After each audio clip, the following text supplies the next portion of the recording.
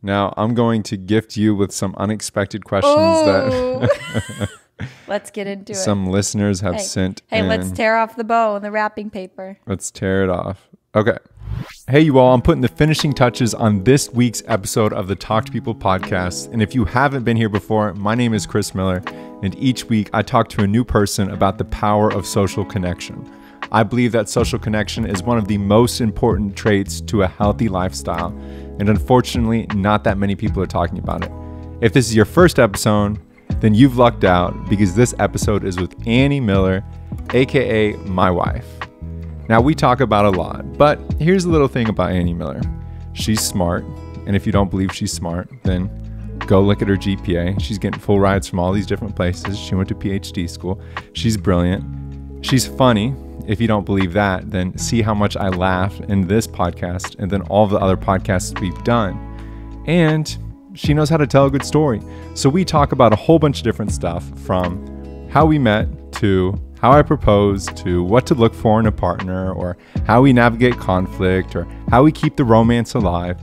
If you are single and you're like, oh man, this doesn't apply to me, it does. It will help you if you go and you want to look for a relationship. If you are in a relationship, don't listen to this and be like, ooh, I want to do everything they do. Be yourself, lean into your personality. But overall, this was a blast. If you enjoyed it, comment on the YouTube video. If you're just listening, rate it. But I'm learning the more people comment about things they like, the more I can create content that's going to help you, but also that's going to keep this thing going. So thank you for being here. I hope you enjoyed this episode and have an incredible day. Talk to people. I get a little nervous before podcasts. That is so surprising to me because you always seem so relaxed and poised. Yeah. It's probably good for people who are listening to know that you get nervous. It humanizes you. I think I know how much work goes into them. So whenever I get to actually recording one, it feels like game time. Pressure's on. It's like we've been practicing all week. I've done all of the editing, I've done all of the planning, the setup, everything like that. And now it's game time. And you don't want to choke. I don't want to choke. Mm-hmm. So I figured I'd give you a couple rapid fire questions to start the podcast. Oh, sure. I'll warm up. You'll warm up. Yes. Sunny will warm up. Okay. Favorite childhood TV show? Lizzie McGuire Show. Lizzie McGuire Show. Disney Channel. Dawn or dusk? Dawn. If you could travel back in time, what period would you go to? Do you know my answer for this? The Prairie Days? The Last on the Prairie Days? Yeah. I actually think I would do quite well during that time. Say a word in Spanish. Hola. Favorite ice cream flavor? Chocolate Thunder from Silas and Maddie's. Who has it easier in life, men or women? Oh my gosh. What a divisive question. Plead the fifth. Plead the fifth. Okay, and then last rapid fire question for you.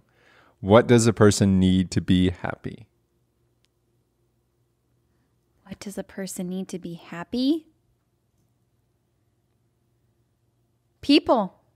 People. Mm-hmm. Good answer. Did I pass? I think you passed, but now... How about I rapid fire you? Okay. You want the deck? Also, where did you get that deck? We went from ice cream flavors to quite a hot topic. Okay, should I do the same ones? Elfster. Well, there's tons of them, and I only picked one. Okay. Cake or pie?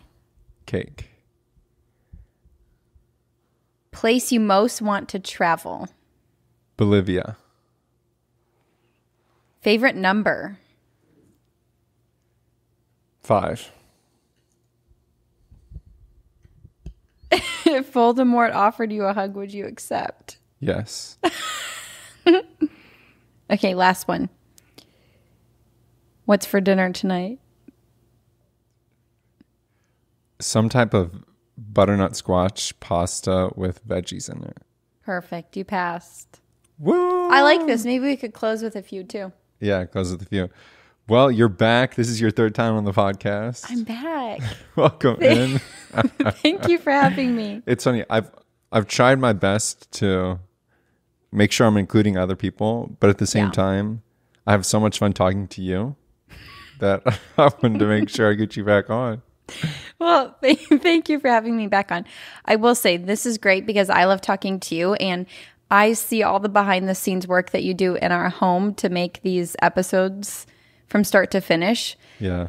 So getting to sit here with you and be a part of it in this capacity is a lot of fun. But I will say it's a double-edged sword, because then I sit here and I'm like, ooh, I love this. Right. And you're good at it too. And it's funny because most times you have to leave the house whenever I'm recording a podcast. We have to be strategic. Like, okay, I'll stay at work until 6:30 and go to the store. And then by the time I'm done with that, you'll be done recording. Right. Or I have to check in with you before I schedule a podcast. And it's funny because I'll have someone who went to Princeton and they're like an executive director for a large nonprofit. And I'm like, hold on, let me check in with my wife to see if she's going to be home or not. And we make it work. Mm-hmm. I always say, I can get lost for a couple of hours. Yeah. Yeah. Yeah, you can. Gives me time to catch up. But this time I feel a bit more prepared because I actually went on the interwebs and I told some people, everybody who follows the podcast on social media. So shout out to all of you. And I said that I was having you on, and I asked if there were any questions or topics that they'd like to hear. Ooh. Yeah. So I have I don't know what it was, but in the double digits regarding things to talk about. Okay, well, let's hope I have enough information. Yeah, well, I'm sure you will. But catch us up. What's happened since you've last been on? I believe it was 22 or 21. So that would have been 3 months ago. It was episode 20. Episode 20. Okay. So, and this is going to be 35. So yep. I just remember because 20, multiple of 10. Sure. So it's easy to remember. So what's happened since So let's see. 20? That was in May. The summer has flown by. I know we always say that, but the summer really has You've flown gone to by. 5 weddings? 4. 4. And you've been in 5 of them? No, just kidding. You've been in what, 2? 1 so far. 1. You were in Okay. 2. Yeah. And then 1 we just attended. Shout out to Joel and Kat. Shout out to Carson and Nat. Kevin and Becca. Shout out to Kevin and Becca. Sarah and E2. And then shout out to Sarah and E2. We love you guys. We're so excited for each of you. Marriage is a journey, and it's a fun one. So it's incredible to have a great wife. Aw, it's incredible to have a great husband. It's so fun to see that day, the wedding day, and people, it sounds so cliche, and people told us this is just the beginning, but it really is. Mm-hmm. It's such an exciting beginning. So a lot of weddings. I traveled to Ireland as well. Yeah. What was that like? I'll get into some specifics, but it was a really great trip. I got to go with my mom, which is very special because she is 98.1% Irish. Mm-hmm. So it's very special for her to go back and connect with her roots, and just feeling very tied to the culture there. And I share that with her. My sister and I both were Irish dancers growing up, so that was a special way that we felt tied to the Irish culture and the piece of our ancestry. But getting to go to Ireland with my mom was so special. Both of us have always loved that place. So she studied abroad there when she was in college. I studied abroad there when I was in college. So it was really, really special to be with my mom and talk about people and the connectivity over there. They're doing something right. I've always said the Irish have such a way with people that is different than anywhere I've ever been in the world. So social connectedness high. Very high. It's like their lives really revolve around social connection. It doesn't just live within their families. It really lives within their communities. And I think that's really unique. So I'll give you a great example. My mom and I made a friend named Andrew out in Ireland. Long story short, there was a little bit of a snafu with some seasickness on my part. I had to get off the boat. Yeah. Thank goodness my mom was with me. And everybody was super supportive, but we were fumbling trying to buy train tickets to get to the nearest city when we got off the boat. And the machine wasn't working, and it was going to charge us €100. And I knew that was wrong because train tickets are not that expensive. And we call him our angel in a yellow jacket. He came up and offered us help, got us the right train tickets. He was actually headed to that city, so we got to ride on the train with him. And we actually spent time with him while we were in Cork City, the real capital of Ireland, as they'll say down there. And it just is, that is a prime example of Irish hospitality and the way that they connect with people. And so both my mom and I have kept in touch with Andrew. We call him our angel. And we just had a blast with him. Wow. Mm-hmm. I remember hearing from you because even though our service isn't the best, shout out to Mint Mobile, they're really not the best service. Oh, no, you should probably cut that. But they're cheap. Yeah. They're affordable.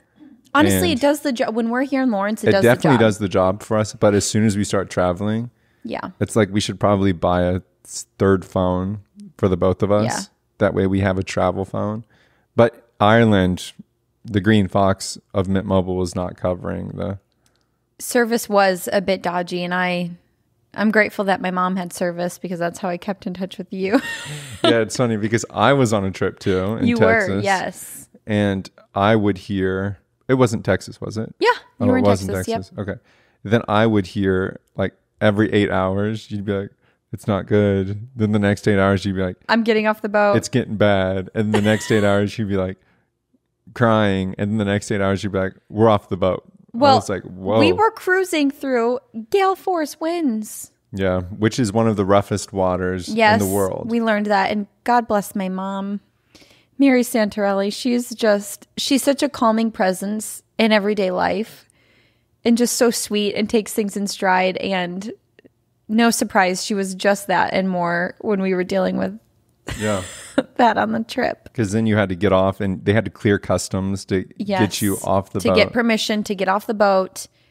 And then we were going to try to fly home early, but I ended up having vertigo kind of for four days. I didn't feel... So you didn't want to get on a flight? Didn't want to get on a flight. Hours. And then after I got home, well, my mom and I both got COVID.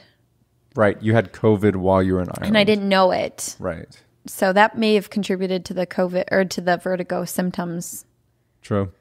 But anyhow, so I did that and it makes for a really good story. Got a really great new social tie out of it with our friend Andrew. That's right. And made some memories with my mom, which was a blast. You and I celebrated our second anniversary on the 4th of July. Mm-hmm. That was fun. We went back to where we got married, Parkville, Missouri. Who planned the event? Chris Miller did. Hey. He knocked it out of the park. Because lately I've been learning that it's really important to plan. And even if I don't have the best events, the thoughtfulness of planning means a lot. Mm-hmm. Right? And I always say, I'm the gal who, you give me a handwritten note. Yeah. And that is a form of thoughtfulness. It doesn't have to be a big outing. Right. Yeah, Sunny's on the move. So we have a duck blanket for Sunny right in front of the cameras, so you can't see it. But if we were to pan the cameras down, you could see Sunny there, but he just got up and moved because Sunny does not like it when we talk loudly. No, he doesn't. Or sing. Been there, done that. We've done these things where we sing and then he leaves the room. And he gives us a side eye as he leaves the room. And he'll kind of huff. Yeah, he'll huff. But he's very communicative. His nonverbals are. And we both have master's degrees in communication. And it just so happens that our dog is very good at nonverbal communication. You have to, I mean, maybe nobody will care, but I think it's funny. The thing he did the other night. He was doing everything he could to get our attention while we were outside. Right. And we had the whole family over. There were 6 people sitting at the table outside. And Sonny does this thing where if we don't pay attention to him, then he'll start making noise by running into things in the house. And then he'll look at us. So he made noise with all the blinds. He went down the line and and walked through them all. Walked through them all, made noise. And then looks at us to see if we're looking. And then he'll lay down and push his nose against the screen. Like as close as you could get to breaking that screen. And start huffing and puffing. But we love him. Mm-hmm. He's definitely awesome. He's going to be turning 3 in November. Oh, little baby Sonny. Little baby Sonny. 3 years old. But our anniversary was fun. We played mini golf. We went back to our wedding venue. We ate pizza. Ate good pizza. Really good Italian pizza. sausage. Mm-hmm. That was good Italian Veggies, sausage. Yeah. It wasn't like dog kibble, right? Because we've had pizza that has Italian sausage. Some places it's just fake. Fake. But this stuff tasted good. It did. It was good. It passes my Italian test. And did we get dessert? I made a cake. You made a cake. That's yes, right. I made a pretty cake too. It was really pretty. And then for your birthday, I didn't plan. Well, and that was a source of tension there. You're cutting to the birthday? Yeah. No, we were traveling on my birthday. So we were going from Colorado back here to Lawrence. Right. About an 8-hour drive. And this is a mark of vulnerability here because whenever I was thinking about it, I was like, man, we would have just gotten back from Colorado. We spent 8 hours in the car together. Mm-hmm. We were talking the whole time. We had a blast. Like I was pretty intentional about, lately I've been on my phone a lot since starting the podcast because I'm trying to grow in the virtual spaces as well. But I was intentional about, okay, don't spend too much time on your phone, have conversations. And we talked about a ton of stuff. And then we got home and it was like, oh, I got to work on something. And then it started to set in that, oh my gosh, for you, it's like, oh my gosh, it's my birthday and there's nothing going on. And that was pretty sad. And I completely dropped the ball and I felt bad for it. And it was almost one of those moments where I was like, okay, well, see you next year. Like, hopefully I can try again. But that's hard because then that's 365 days before I can do right. So then that night I went to Sprouts and I got you a dinner and a cake. And then once I got the cake, you're like, oh, I don't want the cake. And then you said, I don't want the dinner. But a big part of that was just because I had dropped the ball. So, well, and we were very tired. Both of us were really tired from our long day of driving. Mm-hmm. It was such a great couple of days, but really we were only in Colorado less than 48 hours. So it was very quick. We were tired. The elevation change, you and I are not used to that. Yeah, that was tough. We got home, we were a little hangry. Mm-hmm. And then vulnerable moment for me, I was like, I need to blow out a birthday candle. Which I'm 27 years old, but I love my birthday. Mm-hmm. But don't be too hard on yourself because one thing with you that we've had to learn is that surprises, for example, you don't necessarily receive surprises that well. I don't have a big emotive response. Mm-hmm. And I love a good surprise. I would say I like surprising people more than I like being surprised. Do you? I think so. Yeah. Yeah. So I think that those differences alone, maybe the expectations are at different levels. Subconsciously, right? Expectations violation theory. Oftentimes we don't know we have expectations until they're violated. So sometimes those are subconscious. You do a great job planning. I want to give you some peace and comfort and some credit. And it could be one of those things to where overall I do a good job, but there are moments where I could have done better. And that was one of those moments. And I want to echo what you said. We don't know we have expectations until they're violated. Mm-hmm. That's so good. Mm-hmm. Not many people think about that. But in relationships, whenever we start dating somebody, we always see our dad do something to our mom, like always get him flowers on her birthday, right? And then it's your birthday and you're like, oh, there's no flowers. But we never communicated that expectation. Right. But once it was violated, then we can communicate our disappointment or our sadness. Right. And once again, to be fair, we were on a road trip all day. What was it? What were you supposed to do? Right? Get your birthday candle. It was one funny thing was, and the answer is I could have planned in advance. I could have worked with your sister who is here. Yet I remember whenever I got you the cake, it was angel food cake because you really like strawberry shortcake. And I dressed it up and I put the candle in there. And I was like, okay, well, blow out your candle. And you looked at it for a minute before you blew it out. And it made me reflect on my failure of not meeting the mark. And I was like, oh my gosh, Chris. See, that's a good lesson for me though, too. Talk about not great on my part, not great conflict resolution or communication truly, because you were trying to make it right. And I was being a little stubborn and sad. And once again, there were outside factors that contributed. Tired, fatigue, hunger the next morning. We were waking up at 4 a.m. so I could drive you to the airport. Yeah, that was tough. So having some anticipatory stress about that. And I had a project that I hadn't done yet. You had a project you hadn't done. And so there were many, many factors. But it's a good lesson for me too, because I could have navigated that better and being flexible and adaptable, because guess what? Things happen, plans change. You have to be able to roll with the punches. Mm-hmm. Yeah. Yeah, people miss the mark, like me. Well, and like me. But we know that planning is a big thing. And now I know, and I knew, but now I know even more that birthdays are really important to you and that you want a candle to blow out. And I don't think that just because you're 27 doesn't mean you shouldn't be able to blow it. I think you should be able to, right? So as your husband, I need to do what I can do to make sure I provide that for you, because that's one of the things that makes you special. Oh, thanks, Chris. Yeah. Well, for the record, you're very good at celebrating. I think you say that you're not great at celebrating, but I think you are. You're just so sweet. You're just so sweet all the time. I'm not good at celebrating milestones. Like, things will happen and I won't. I need to be better at making a bigger deal about good things that happen. I think you're good at celebrating other people. You're better at celebrating other people than you are yourself and your own success. And one of my mentors told me, always celebrate even the smallest of things. Yeah. Yeah, I got to get better at that. And I saw that in my life. I would beat myself up a lot. I'd be self-critical. Oh, Chris, you can do this better. You can do that better. I feel like it started with sports and then it began to start with other things. And I recognized that I remember I was riding the bike in Broken Arrow, Oklahoma, down the street. It was in my BMX phase. So I was going to go like hop some staircases or do some tricks or try to do some tricks.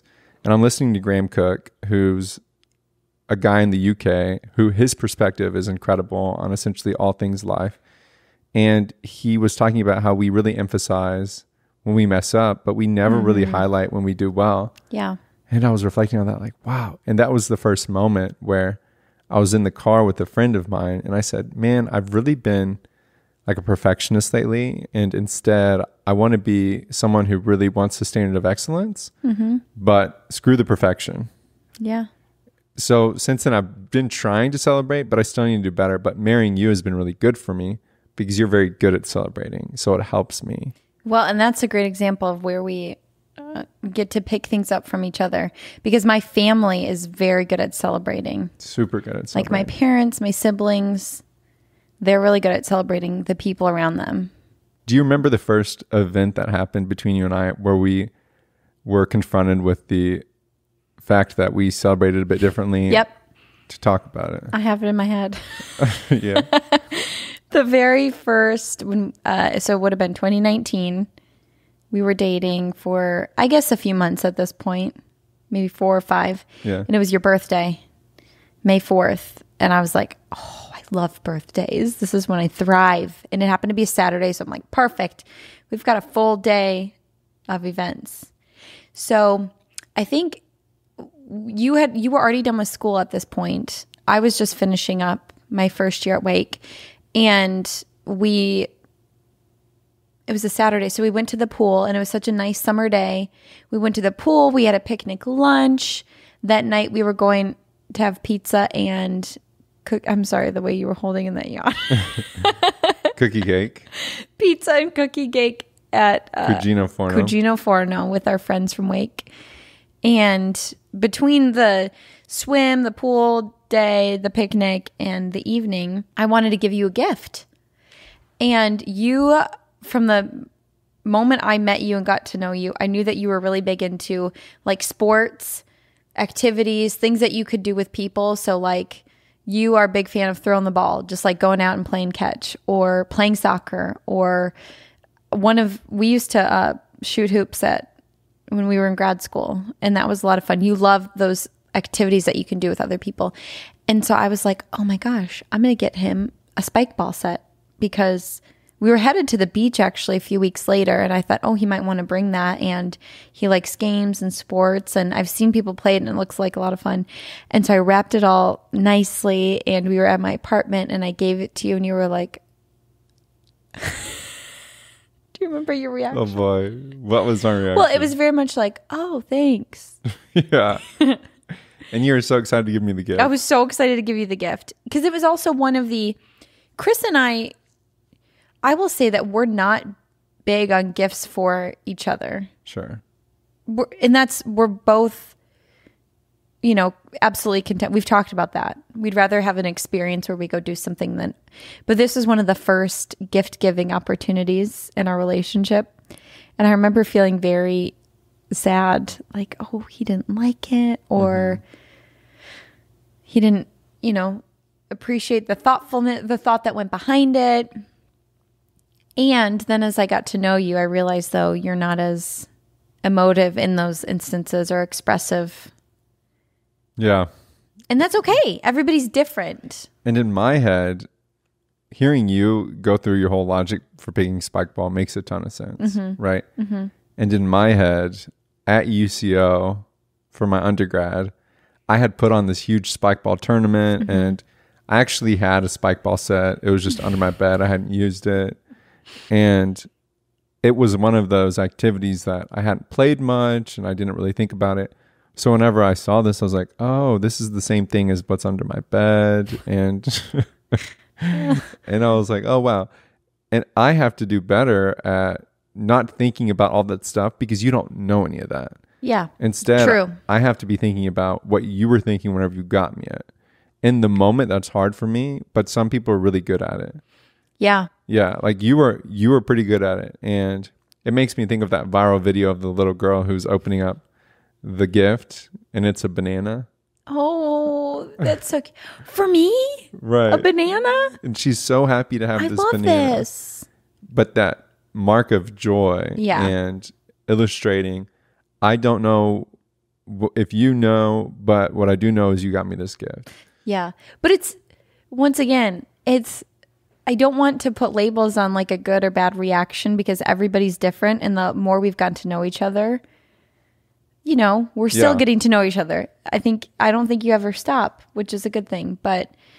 And thankfully we got to navigate that in that moment. But I do remember there was tension there. There was. Because of EVT, expectation violation theory. Right. You had an expectation and I did not know about that. And I didn't meet it. Mm-hmm. And once it got violated, it was like, whoa, I put this thought into the gift. Mm-hmm. Do you not recognize that? Can I tell a funny story about gifts? Mm-hmm. It has to do with little Annie.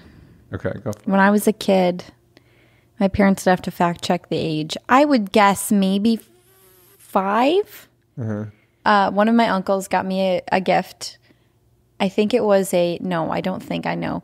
It was a set of stickers that were really cool.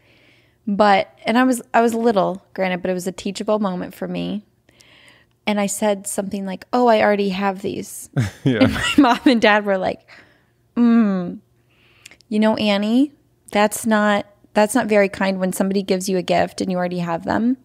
You don't respond like that. You thank them for the gift and, be grateful that you've got 2 sets of something. And so then didn't end there. I'm really grateful they did this. There was a donation center where I grew up that served underserved populations in our community. And they had the opportunity for you to drop off. Think of like a Goodwill, but more local.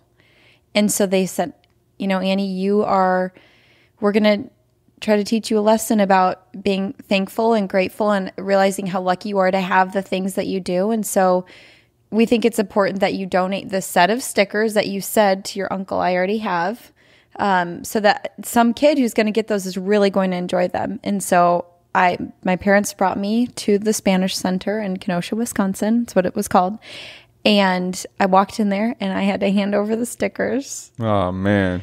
But, I'm really grateful they did that because... Totally, it's a lesson. It's a lesson that, very teachable moment. And they did it in the most gentle way, but impactful.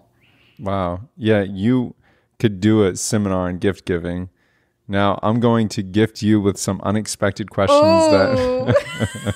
Let's get into it. Some listeners have sent in. Let's tear off the bow and the wrapping paper. Let's tear it off. Okay. View responses. On Instagram, on my personal and on the podcast account, I posted, I'm having Annie on the podcast. Let me know if there's any topics you'd like to discuss.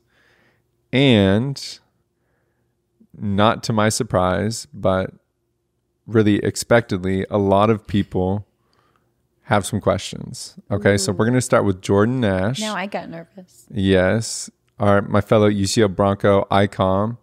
She asks, how did you two meet? Oh, great question. Thanks for sending that in, Jordan. Natural. Natural. Do you want to say it or do you want me to? Sure, I'll start. So I am in grad school, and this is for most grad schools. It'll be maybe a 2-year program, or if it's a 2-year program or even a 1-year program. Whenever you are making your way through the program, the next people who are going to be there next year, they start applying, and some of them may show up on visits to check out the department, to check out the school. And the director of graduate studies will hit up the current students and be like, hey, is there a group of people? Is there some people who are available to show up and kind of walk this person around? Because you can connect with the person better since you're younger, and you can talk about what it's actually like. And then the professors will meet up with these people too. And I wasn't part of your group whenever you came to visit, but I do remember on your visit day, you chose to sit in on a class, right? And we talked to one another in the lobby of the communication building, and we were just chatting, having fun, talking to one another. And then I walked to class, and it turns out that you were sitting in my class. Yes. Yeah. And then you shadowed the class. I did. And I was particularly funny that day. He was hilarious. Right? I was like, I'm sold. And it's such a niche thing that we are joking about, but we are talking whenever you do a research paper, part of the research paper at the very beginning is the abstract, which is like the 500,000 level view or mile view of what you're doing. And you talk about, here's what I'm doing and a little bit about the ending. It's like a little preview. And I made some jokes about abstracts. Basically the professor said, I gave you all the assignment of bringing in a really great abstract. Does anybody want to volunteer to read their abstract? And we want to know who the author is and whatnot. And so Chris Miller raised his hand. Oh, go ahead. Because he's thinking like professional researchers who have done this for 50 years. Exactly. Really well known in their field. But Chris Miller raises his hand and said, yeah, I've got a good abstract. And so you read it. And the professor was like, oh, and Chris, who is that by? And you said, me. I wrote it. Right. It was just the confidence. It was so funny. So anyhow, I guess, Jordan, we met at Wake Forest. And this is good because Jordan, she and I went through the same ICOM curriculum. Okay, yeah. And she knows how Dr. B was really like, you better write a good abstract. And I feel like we got really good preparation. For grad school? You got super good preparation too. But I did. We got really good preparation for grad school. And anybody who made it to the ICOM class could have gone to grad school and done just as well. Okay. Question 2. This is from Lexi. If you were in Beauty and the Beast, what household object would you be? Oh, wow. I like that. That's a fun one. Are you going to answer too? Yeah, I'll answer after you. Oh my goodness. I think that's a tough one. And we just saw a production of Beauty and the Beast. I thought I like Lumiere, the candlestick. Lumiere is awesome. He's fun. He lights up the room. He does light up the room. I think I would be the front door. Why? That would be funny because you get to see everybody who comes in. That's true. And you get to like talk to them and be like, what are you doing here? Or whenever they leave, you're like, that's a good point. So what happened? Like, why are you leaving? Yeah. Or you could be funny and not let them in. Like lock, that's true. Or be difficult to move. That fits you because you're very curious and observant. What better place to be curious and observe than the door? You can get all the gossip. That's true. Even though I'm not really into gossip. But hot goss. Yeah, being there. Okay. This is from Mr. Justin Jenkins himself. What was traveling like whenever I was gone? Oh, when you were gone? For traveling? Work all the time. Oh, goodness. So what was that time like? Yeah. That was so for people who don't know, you traveled, let's see, you started traveling in 2020 for work. Or technically 2021, I guess, the very early. Like right after the new year. So we're still in the thick of COVID. you hadn't traveled a ton prior to this and you just started going to Great Falls, Montana and all these places, throughout the country. I remember my first trip was to Phoenix, outside of Phoenix, Glendale, Arizona, and I stayed at the Wigwam, which is this nice golf course resort. And I felt so cool at first because I was staying at this resort by myself. And then I realized it's actually not fun to go to a resort by yourself. Yeah. When you're there in the same hotel room, night after night, you don't know anybody. That's not fun. Yeah. I don't know how I always say, I don't know how you did it, but you did it. If that were me, I would not be a good candidate for all that travel. But anyhow, you really, 2022, when you traveled before you left your role, we weren't even done with the year. And how many nights were you gone? Too many. Over 200. 200. Yes. 220, I think it was. So much travel. So really, I mean, that I feel like, yes, it was a challenging time.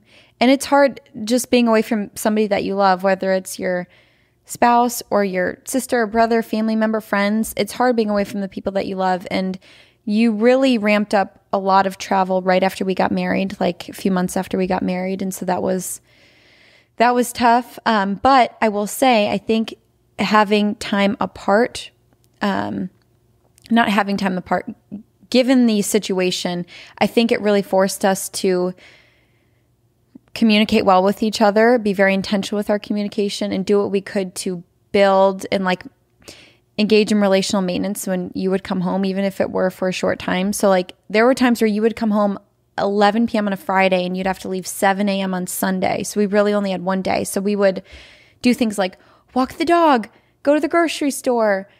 Try to act like it's normal. And squeeze in all the normal activities that the mundane things that you do during the week that actually build up to a lot of quality time together. So we would try to pack in as much as we could.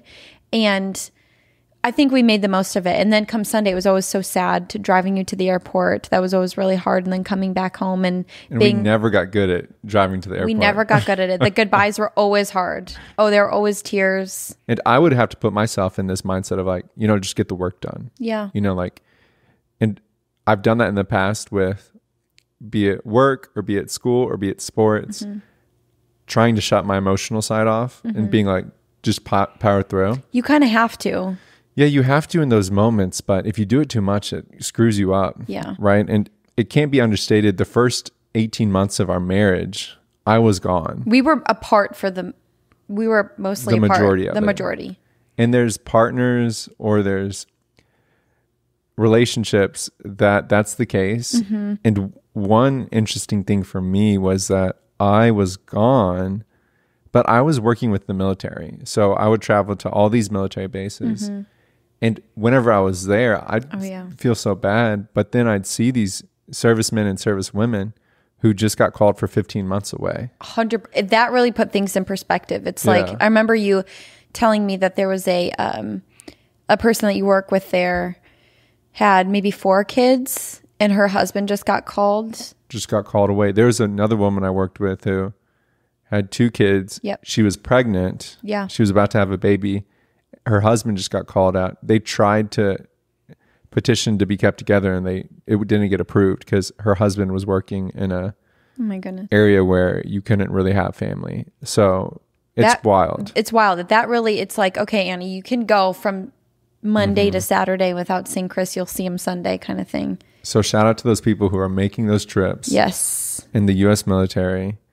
Thank you for what you do because we had a hard time. Yeah. Can I say one last thing on that note? Yeah. Is that I think for some people, the time apart would pull you apart. And for some people, it brings you together. And thankfully, that really brought us together, even though we were geographically apart for a lot of it. I think we're better for it. Yeah. And I never traveled growing up. My family, the first time I ever went on a plane was my senior year in college, and my school sent me. So I never was on a plane that I can recall, maybe whenever I was 1 or 2, but I don't think so. And then I transitioned to this job where I'm in a suit, I'm in a tie, I have the corporate phone, and I'm always on planes. I get to the point where I'm always flying first class. And it was really good for me and my personal growth of being okay, I've been there. Yeah. And traveling like that, being away like that, it's not for my individual makeup. There are some people that I met on the road who travel all the time, and they love it. And they thrive. They thrive. Yeah. Right. It's not for everybody. And it is a reminder, find where you thrive. Yes. And then operate there. So then that's why I left the job ultimately, because I didn't thrive there. And we could start to see moments where I just wasn't feeling good, and maybe physically not feeling good or mentally not being good, and being like, all right, we got to get you out of there. So, yeah. And thankfully we were in a place where you could. Some people, just like you said, have to do it and have no choice. So we were able to get out of there. We had the provision, the opportunity, which I'm incredibly grateful for. And then I was like, ooh, I'm going to leave. I didn't know what I was going to do. I had some interviews lined up, and we were driving by faith. Now, this is another question from Jordy Nash, UCO ICOM. She says, what did you think when I told you I was wanting to start a podcast? I loved the idea because we had talked about it for a long time. Like anybody, we were trying to figure out like, okay, what do we do?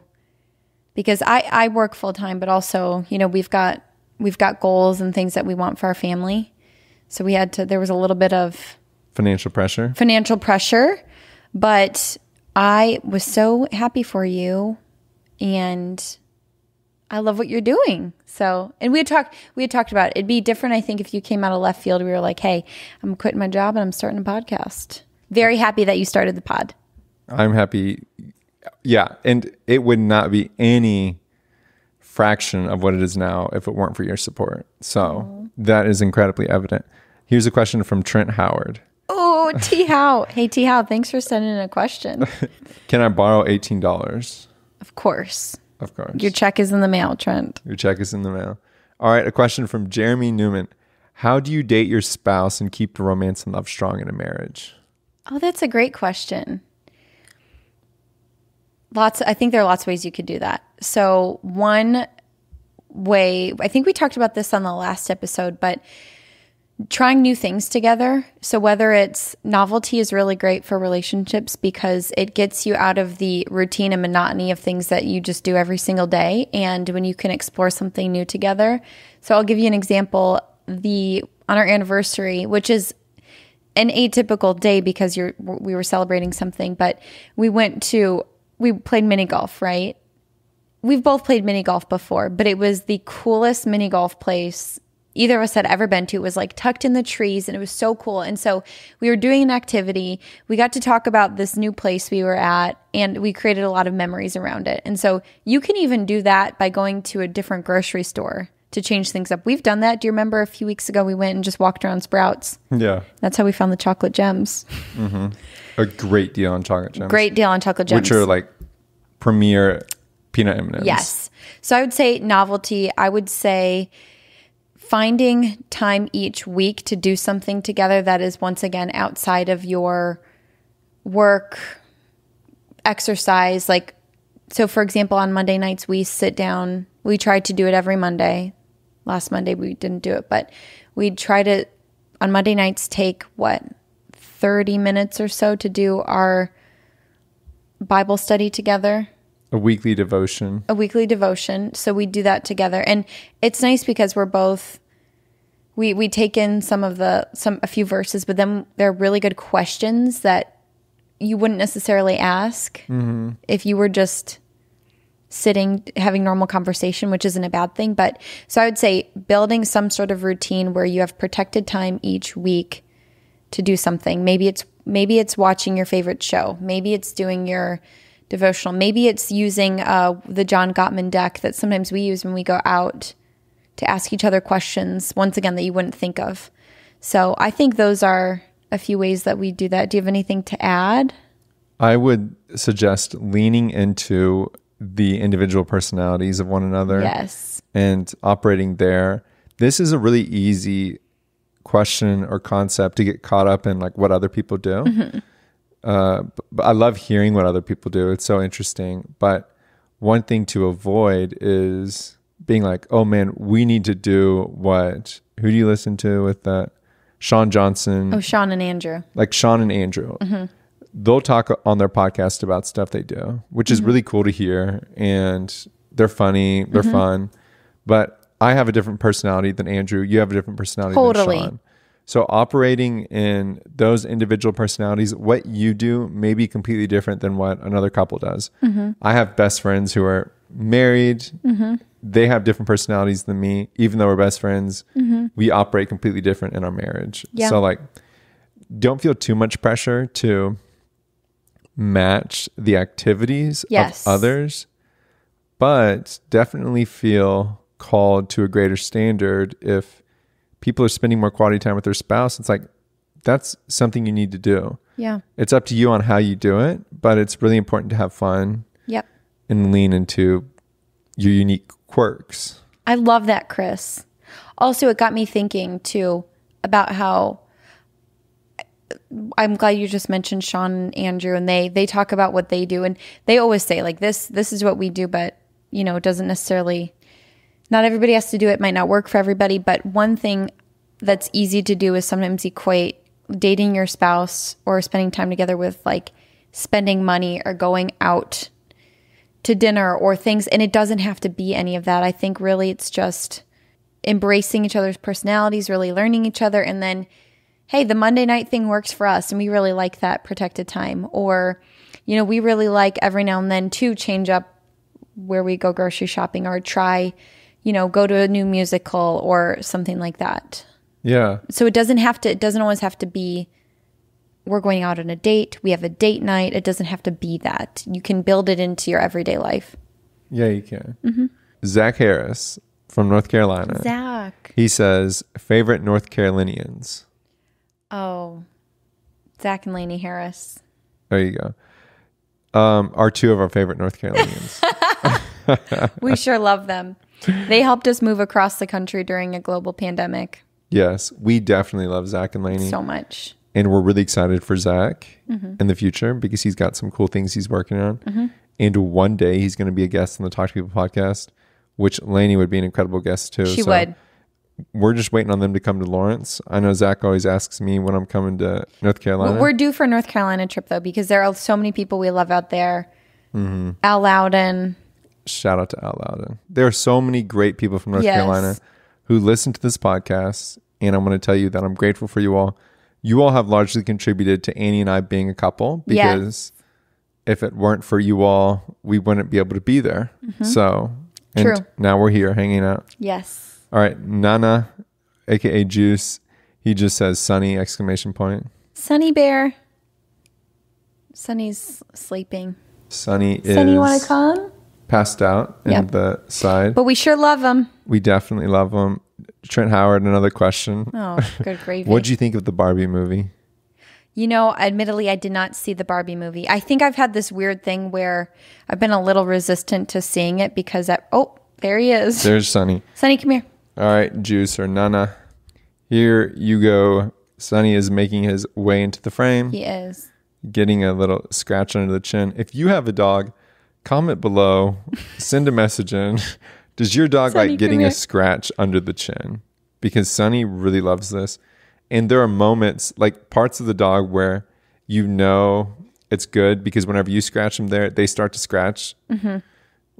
And you're like, okay, cool. This is where you would scratch if you could scratch. So I'm going to dial in on that. But here he is. I have to fix this cord.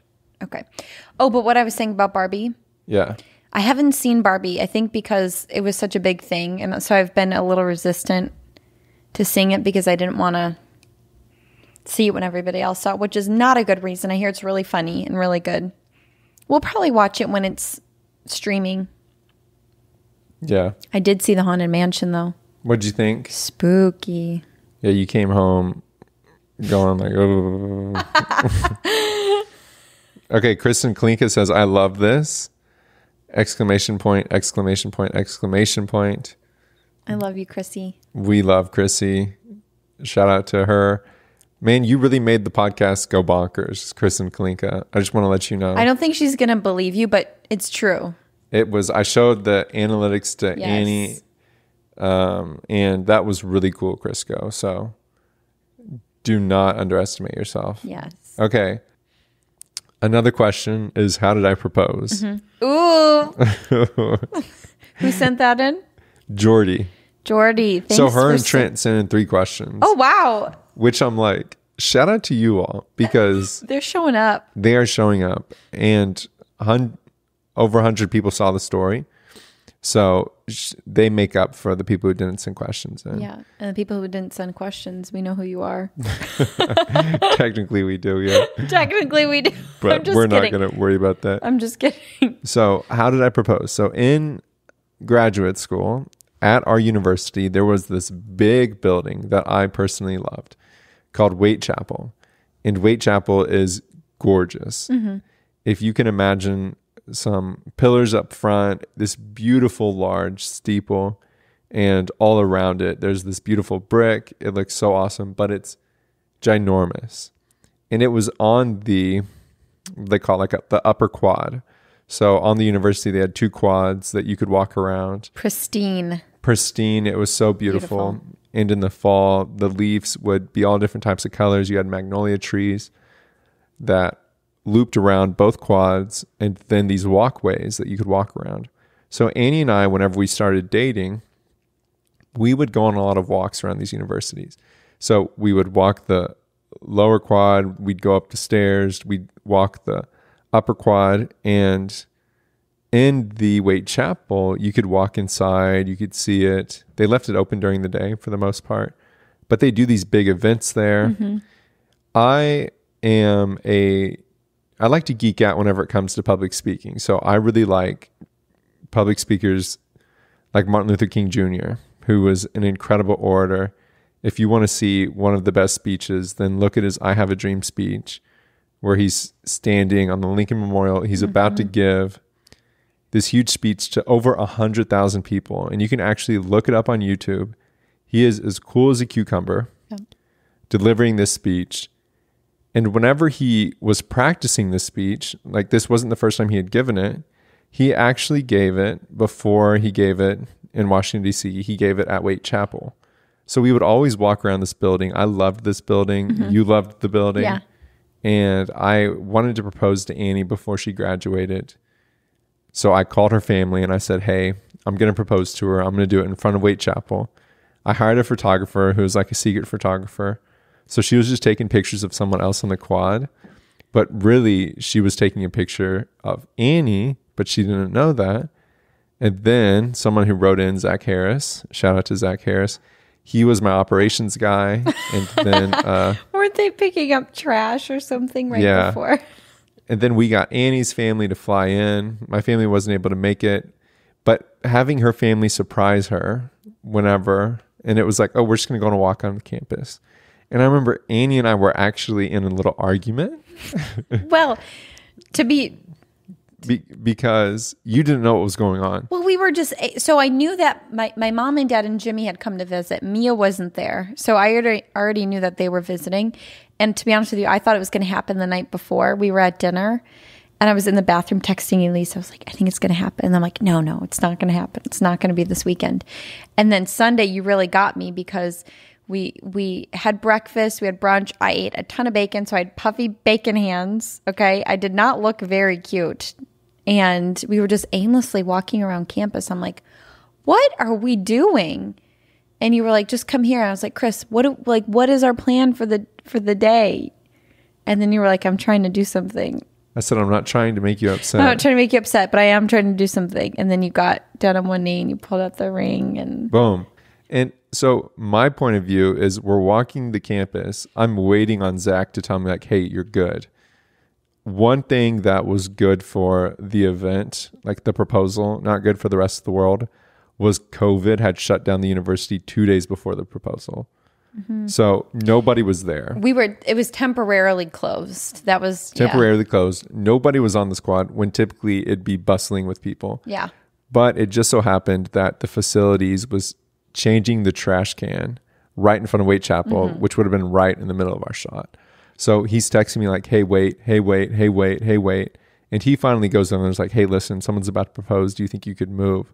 And then they move. And then he runs back to the little place that they're at and texts me. So we're stalling.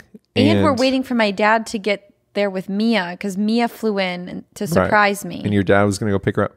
So we were stalling, but finally, and like, I can't imagine, I was feeling super nervous, and it was really aimless walking, like, oh yeah, let's walk the track, and oh yeah, let's do this. But once we finally got there, I proposed in the middle of the quad. Aww. And you can see down the line, I should post up a picture of the proposal talking about the podcast.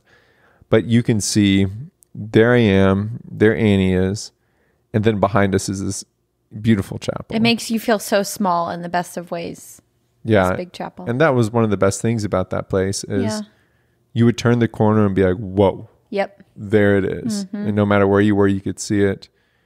And it is a gorgeous building, but that is the story of our proposal. I love it, Chris. You were so thoughtful. I would not have changed a thing about it. The global pandemic, I would have, of course, but sure, but nothing the proposal. we planned. Yep. I mean, COVID helped the proposal out. Well, shout out to the vid. Okay, we're cutting that. For in the moment, COVID. Can I helped the proposal rearrange out. my seat? Yeah, go for it. So, anything you'd like us to discuss, or anything you'd like to cover before we start wrapping it up? I want you to tell the people. Like, you are on episode, this is 35. Yeah. Whoa. Kevin Durant. Your KD. Durantula. Oh my gosh. Give us something that you've learned in the 35 episodes that you've done. That's a good question. Yes, we are number 35, Durantula, Slim Reaper. Shout out to KD. I hope you're doing okay. If you ever want to be on the pod, let me know. He'd be funny because he is culturally known as someone who is a little petty. Uh-huh. So that would be interesting talking to him about relationships. One of the things that I learned, and I was reflecting on it, was to be really grateful for all of these moments. I had a beautiful podcast that I recently recorded with an individual who really inspires me. Awesome person. And it went so incredibly well. And a few days after the podcast, I was producing a podcast for somebody else, and I formatted the SD card and I wiped it all off, and it was gone like that. Boom.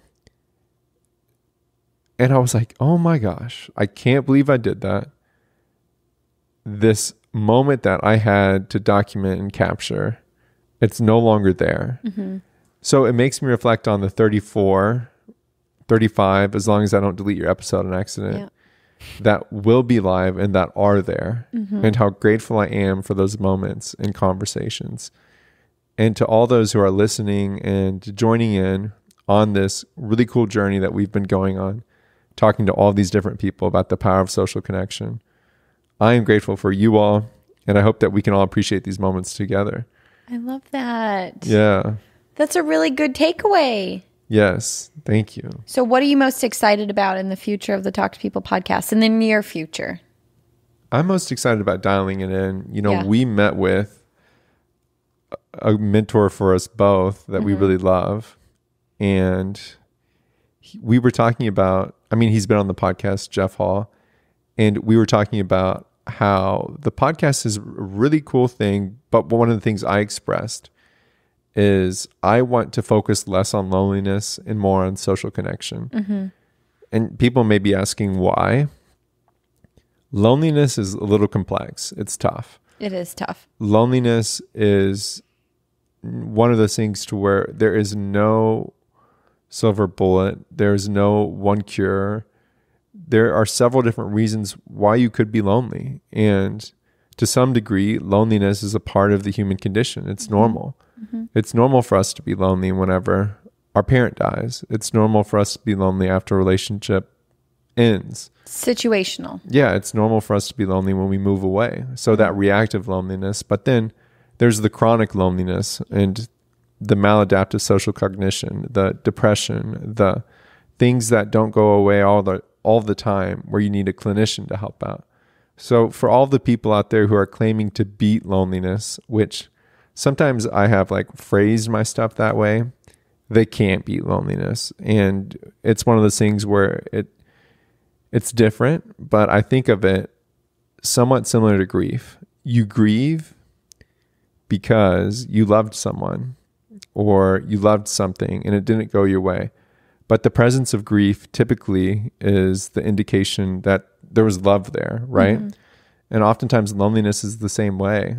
If you're lonely, something's not right, but that may not be your fault. Mm-hmm. So beating loneliness is a great thing to say. And it's just like curing cancer. You want it to happen. Mm-hmm. I don't want people to have to feel lonely, but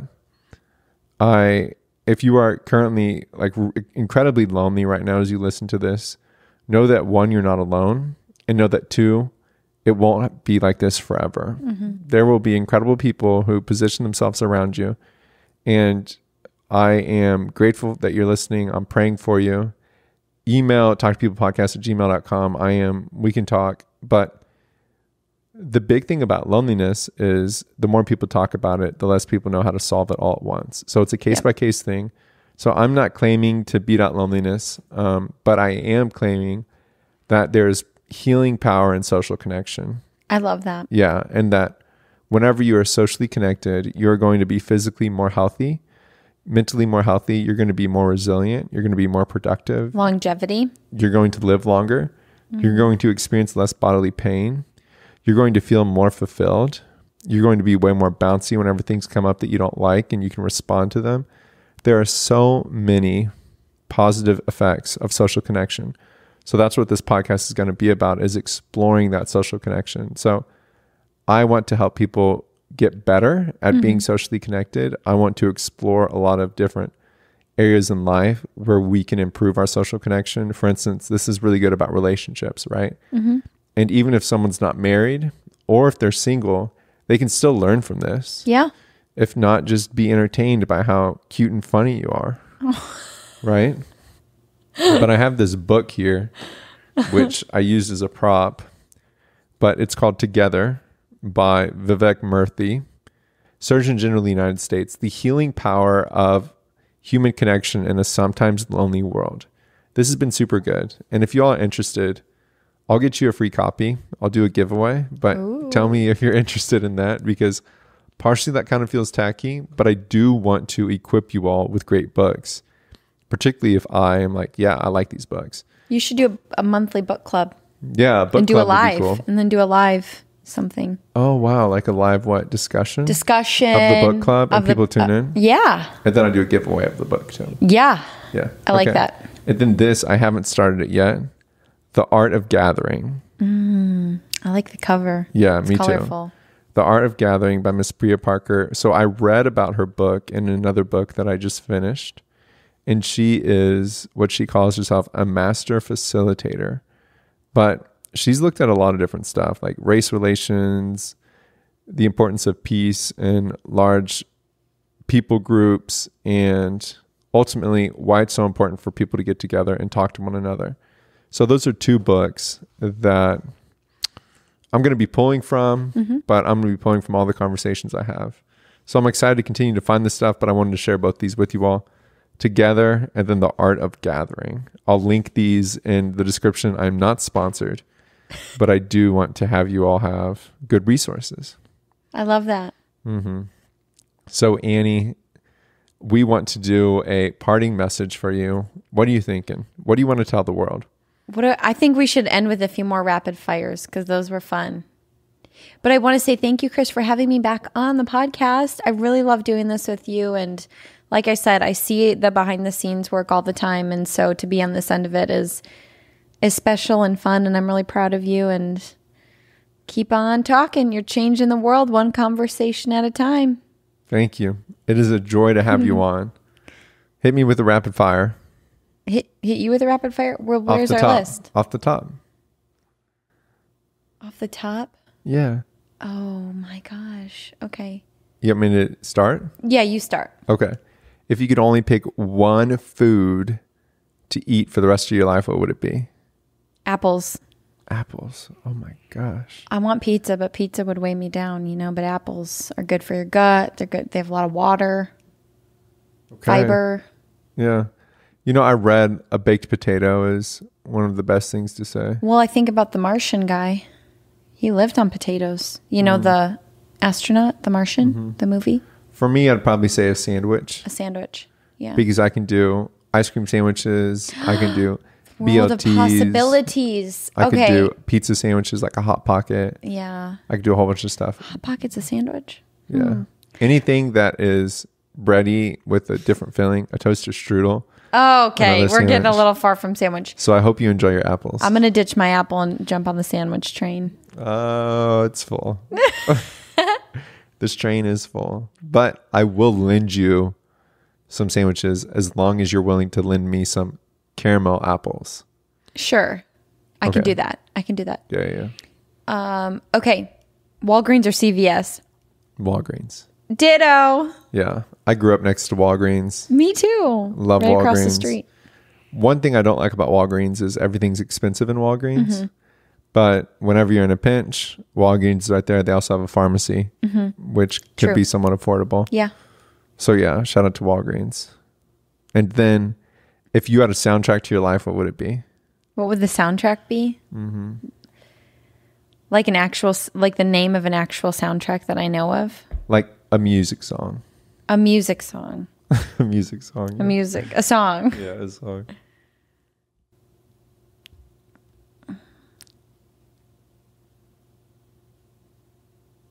Oh, I don't know. That's so tough. Yeah. Walking on Sunshine. Oh, that's a good one. Yeah. Nice. What about yours? Mine would be You Can Tell Everybody. Go ahead and tell everybody. You can tell everybody. I'm the man, I'm the man, I'm the man. Just kidding. I am not the man. I am a man. Sometimes I feel like the man. But thank you for being on. Thank you, Chris. Yes, it was so much fun to have you. You are incredible at podcasting. You've done it longer than I have. No, No, you have. I though. really haven't. I did one episode before you started. Right. So you've done it longer than me. So I'm grateful to have someone who's more senior on here. Okay, yeah. And what do we say at the end? See you soon, folks. We'll see you next time, folks. See you next time, folks. All right. Can we do a special sign off? Yeah, go for it. Could you play that sound where I go, Nope. oh, come on. I got to get up and walk over there. Okay, well, what should we say? And then I have to include that in the track. Okay, what should we say then? Okay, you want me to play it? No. We can use our sign off. No, Chris, let's just use our sign off. See you next time, folks. Wait, I wasn't ready. Is that right? Is that what I was doing? Okay, good.